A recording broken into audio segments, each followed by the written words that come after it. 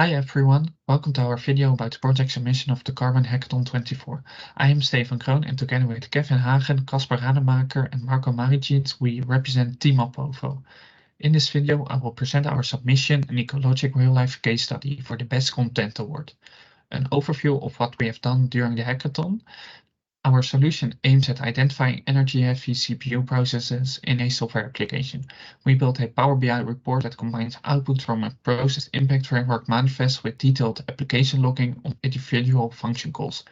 This way, system-wide statistics on energy usage can be decomposed into the exact system functionalities used, to assess which functionalities consume unexpectedly high amounts of energy.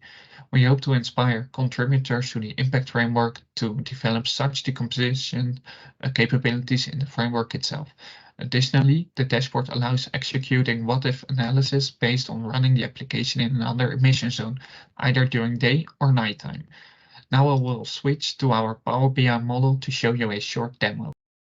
On this Power BI dashboard, we show multiple things. On the left-hand side, we have 3 different slicers to show specific data based on dates. But we can also select 2 different emissions based on the day and night UTC time. On top of the graphs, we show multiple KPIs depending on the selected slicers. As the local servers are currently in the Netherlands, we also indicate how much grams CO2 equivalent can be saved in case that a different server location is chosen. For instance, upon selecting France during the night, over 900 grams are saved.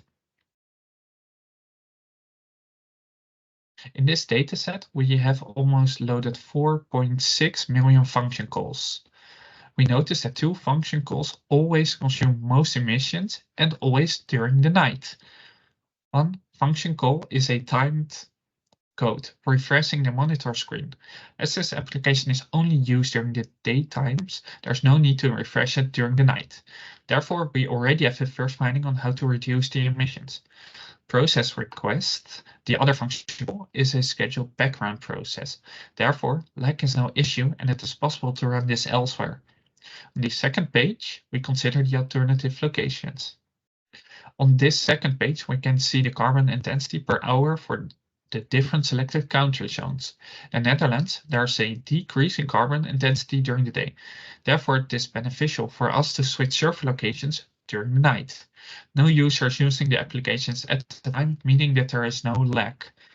A good alternative would be to switch to Sweden or France during the night to lower the overall emission. This was our video for the submission of Opovo Ecologic Real Life Case Study.